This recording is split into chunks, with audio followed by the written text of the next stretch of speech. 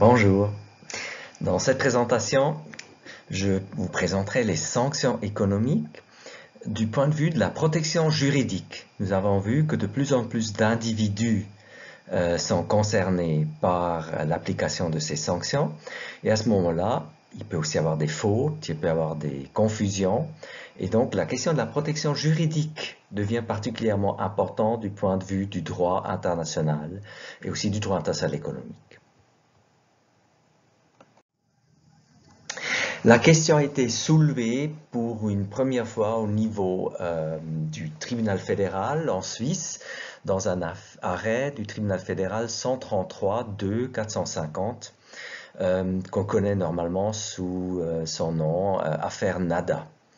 Et en même temps, la question a été soulevée dans l'Union européenne, dans une affaire du tribunal, donc la première instance, la Cour de justice de l'Union européenne, dans l'arrêt T315-01, CADI contre Conseil et Commission. Donc à la fois M. Nada et M. CADI voulaient prendre des mesures en disant que les sanctions économiques prises contre eux, les deux fois, suite à des résolutions du Conseil de sécurité des Nations Unies, mais la mise en œuvre avait lieu en Suisse dans l'affaire Nada, évidemment par le Conseil fédéral, par une ordonnance, et au niveau de l'Union européenne, selon les règles de l'Union européenne qui sont applicables. Alors dans l'affaire Nada, il s'agissait d'une ordonnance instituant des mesures à l'encontre des personnes et entités liées à Oussama Ben Laden ou du groupe Al-Qaïda. L'ordonnance sur le Taliban de 946-203, qui en principe est toujours en vigueur.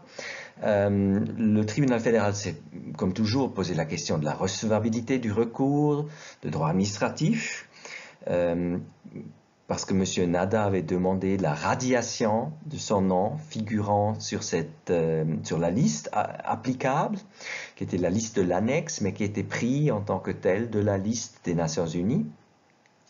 Et le tribunal fédéral venait à la conclusion que la Suisse est liée par les décisions de sanctions prises par le Conseil de sécurité des Nations Unies, pour autant qu'elle ne viole pas, comme c'est le cas en l'espèce, les noms impératifs du droit international. Donc, la question du jus cogens. Est-ce que là, il y a éventuellement des règles de jus cogens qui s'imposeraient? Alors, dans cette affaire, le tribunal fédéral a dit la Suisse n'est par conséquent pas autorisée à radier d'office le recourant d'annexe de l'annexe 2 de l'ordonnance sur les talibans. Une procédure particulière de delisting est prévue à cet effet par le comité de sanctions du Conseil de sécurité des Nations Unies. La Suisse doit soutenir le recourant dans cette procédure auprès des Nations Unies, mais la Constitution et les règles applicables en Suisse ne peuvent pas être changées sans cela. Ça, c'était la teneur de l'affaire Nada, de la décision du tribunal fédéral dans l'arrêt 133-250. Mais M. Nada est allé plus loin et il a sollicité l'avis de la Cour européenne des droits de l'homme à Strasbourg, et dans une décision de la grande chambre de la Cour européenne des droits de l'homme en 2012, dans cette requête numéro 10 593-08, la Cour a rendu un arrêt dans lequel, à l'unanimité, elle a établi que la Suisse a violé la Convention européenne des droits de l'homme en mettant en œuvre les sanctions prises par le Conseil de sécurité de l'ONU à l'encontre des talibans et d'Al-Qaïda. Et l'Office fédéral de justice, qui avait représenté le gouvernement suisse devant la Cour, a dû prendre connaissance de l'affaire et s'est donc posé la question, qu'est-ce qu'on fait dans une telle situation? Le tribunal fédéral avait essentiellement dit qu'il n'y avait pas de marge de manœuvre, que la résolution du Conseil de sécurité liait la Suisse. C'est aussi la règle contenue dans la Charte des Nations Unies, que la Charte des Nations Unies prime toutes les autres traités. Donc en principe aussi la Convention européenne des droits de l'homme.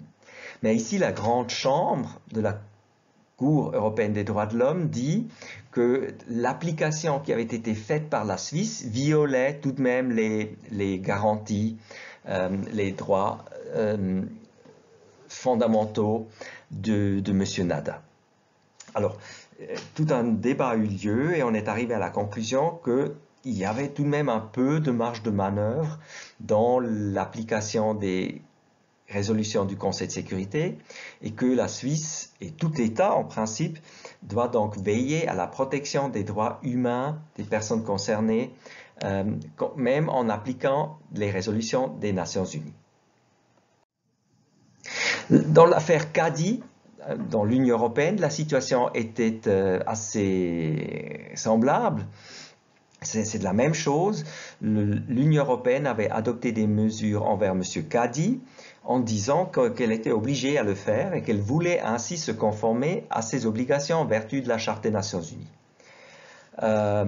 Et donc dans cet arrêt de première instance, on avait dit, compte tenu de la primauté du droit de l'ONU sur le droit communautaire à l'époque, le droit de l'Union, l'affirmation d'une compétence du tribunal pour contrôler de manière incidente la légalité des décisions du Conseil de sécurité à l'aune du standard de protection des droits fondamentaux, tels qu'ils sont reconnus dans l'ordre juridique communautaire, ne saurait se justifier ni sur la base du droit international, ni sur la base du droit communautaire.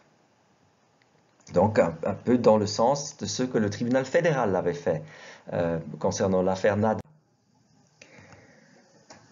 Là aussi, en première instance, le tribunal avait dit qu'une telle compétence serait incompatible avec les engagements de l'État membre, des États membres ici, de l'Union européenne, qui sont aussi des États membres des Nations Unies, au titre de la Charte, en particulier de ses articles 25, 48 et 103, de même qu'avec l'article 27 de la Convention sur le droit des traités.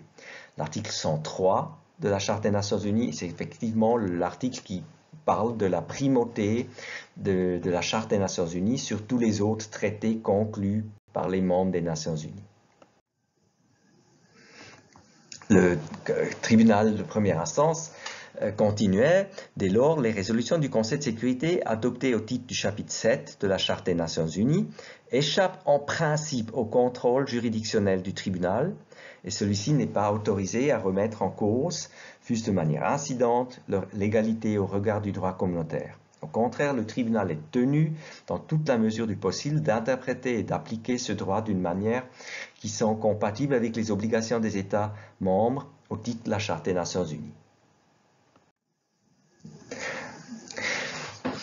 Le tribunal est néanmoins habilité à contrôler de manière incidente la légalité de telles résolutions au regard du jus cogens, entendu comme un ordre public international qui s'impose à tous les sujets du droit international, y compris les instances de l'ONU, et auxquels il est impossible de déroger. Alors là aussi, comme le tribunal fédéral, on évoque ici devant le tribunal de l'Union européenne cette question si éventuellement il y aurait du jus cogens dans un domaine. Et là, les tribunaux voient déjà que peut-être la Charte des Nations Unies de 1945 ne tenait pas suffisamment compte de l'existence d'un jus cogens qui pourrait à ce moment-là justifier le non-respect, notamment de l'article 103 de la Charte des Nations Unies.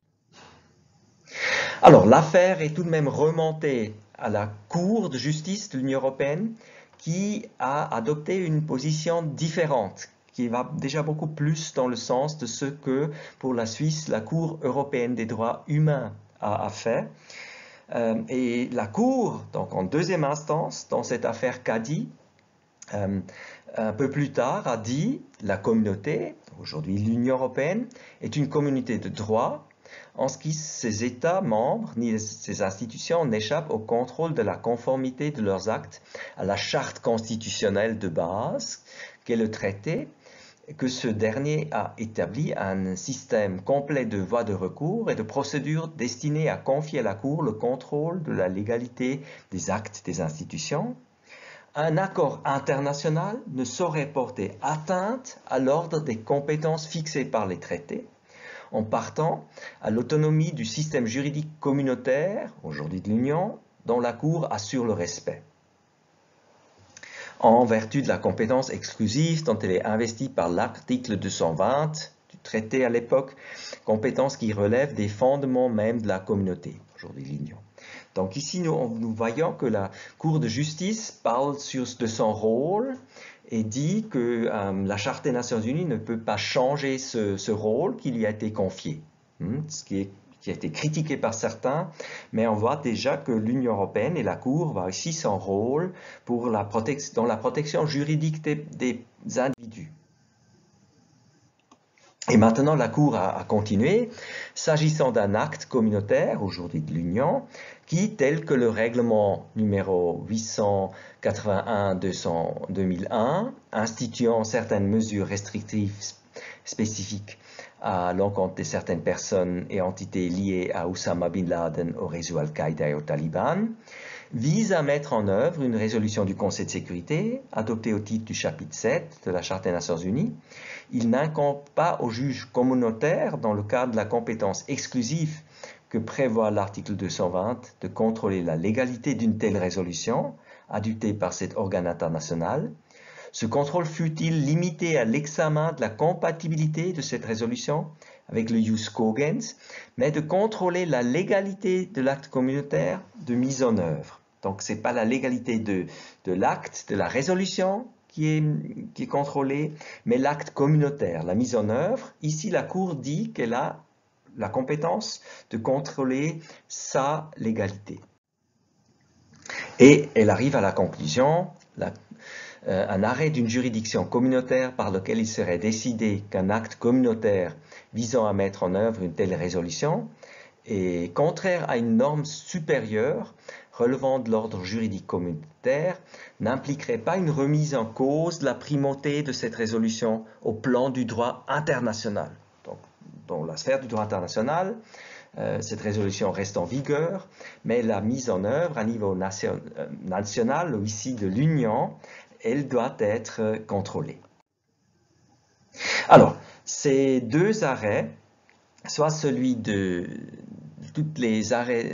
l'arrêt du tribunal fédéral et par la suite cette critique émise par la Cour européenne des droits de l'homme, et aussi la jurisprudence de la Cour européenne, la Cour de justice de l'Union européenne, ont mené à la question comment il fallait procéder. On voyait qu'il y avait tout de même un risque que les États, la Suisse ou l'Union européenne pour les États membres, allaient violer les droits humains des individus en appliquant les résolutions du Conseil de sécurité. Et la Suisse, avec d'autres États, ont donc demandé au Conseil de sécurité d'améliorer son système, d'améliorer déjà au niveau de l'Union européenne la possibilité de la protection juridique des individus, une meilleure prise en compte des droits fondamentaux des individus. Et on a instauré un poste d'ombudsman en 2009, destiné à recevoir les plaintes d'individus affectés par des sanctions du Conseil de sécurité de l'ONU au titre de la lutte antiterroriste. Donc c'est surtout dans ce cas où ce problème se pose, tandis que pour les États, s'il y a des sanctions ciblées, c'est normalement relativement clair qui en vise. Dans la lutte contre le terrorisme, on avait des informations des services de renseignement et il y a donc beaucoup de noms et aussi parfois des noms qui ne sont pas très clairs, différents noms qui sont utilisés et cela peut aussi mener facilement à des confusions.